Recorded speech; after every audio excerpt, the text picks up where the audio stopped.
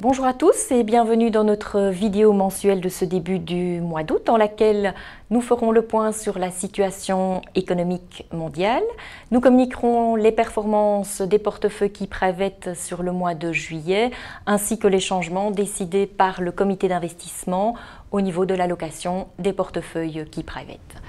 Bonjour Geert. Bonjour Fabienne. Alors ces dernières semaines, des nouvelles plutôt inquiétantes nous sont venues du côté de l'Allemagne et malheureusement, ce n'est pas le seul grand pays industrialisé qui doit faire face à une croissance économique décevante. Alors qu'en est-il et quels sont les autres pays concernés? Oui, donc tout à fait correct Fabienne. L'Allemagne n'est pas le seul pays qui a été touché par le ralentissement macroéconomique. Ici, nous avons un tableau avec les performances macroéconomiques pays par pays.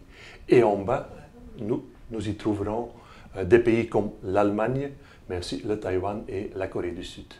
Et ce sont trois pays qui sont extrêmement ouverts, donc ils sont vraiment corrélés avec l'économie mondiale. Et par exemple, l'Allemagne produit des voitures, des machines pour l'exportation. Et par exemple, le Taïwan, c'est un producteur très important dans le secteur de la technologie. Le Taïwan est le numéro 1 pour la production des semi-conducteurs. Donc, on retrouve ces pays en bas du classement. Donc, ça veut dire que les pays les plus ouverts, ou donc les plus exposés aux économies mondiales, sont actuellement le plus touchés par l'économie mondiale. Donc, de nouveau, je pense que ce tableau confirme que partout dans le monde, on voit qu'il y a un recul dans la production industrielle. Et ici, nous avons l'image globale de l'économie mondiale avec l'activité dans le secteur industriel, mais aussi dans le secteur des services. Et on voit très bien le recul depuis 2018. Et je pense que nous n'avons pas encore vu le plus bas de cet indice. Et à un moment donné, pendant 2019, je pense que c'était en mars ou en avril, nous avons vu les premiers signaux positifs. C'était en provenance de la Chine. Là, on avait vu une amélioration des statistiques macroéconomiques. Mais jusqu'à présent, je pense que c'était un faux signal parce que, en général, je pense, l'économie mondiale reste faible. Le ralentissement macroéconomique continue. Donc, je pense que nous n'avons pas vu le plus bas dans l'activité économique. Alors au niveau des performances maintenant des marchés financiers, on peut dire que le mois de juillet a plutôt été bon jusqu'à il y a quelques jours lorsque Donald Trump a annoncé qu'il relançait la guerre commerciale avec la Chine et ça a créé quand même pas mal de volatilité, de variations ces derniers jours au niveau des indices boursiers. Oui, je pense que les performances ont été positives pendant le mois de juin, mais aussi les premières semaines de juillet étaient très très bonnes pour les différentes classes d'actifs. Mais depuis la fin de juillet, nous avons vu une nouvelle phase dans le conflit entre les États-Unis et la Chine. Et ces tensions ont eu un effet négatif sur les marchés des actions. Mais en général, quand on regarde les performances du mois de juillet, on voit qu'il y a une certaine stabilité dans les actions européennes et les actions des pays émergents.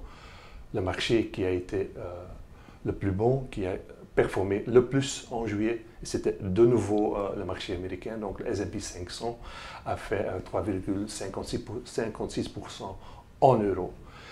Et l'effet positif pour nous, c'est que nous avions une exposition dans les actions américaines. Donc nous avons vu aussi des belles performances pour nos différents portefeuilles Key Private pendant le mois de juillet. Le profil 5, par exemple, a fait plus 1,78%. Le profil 7 a gagné presque 2%. Et cela avec un niveau de liquidité de 20%. Donc, de nouveau, des belles performances pendant le mois de juillet. Alors rappelons que la gestion Key Private est basée notamment sur un modèle mathématique donc développé par Gambit. Et ce que l'on a vu ici récemment, c'est quand même que le modèle montre que les risques augmentent.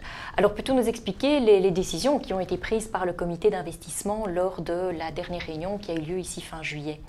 Oui, donc on a remarqué quand on a lancé le modèle de Gambit, donc notre algorithme que nous avons développé avec eux fin juillet, que le modèle a été très défensif pour les portefeuilles 1 à 4, donc les profils 1 à 4, donc les profils défensifs.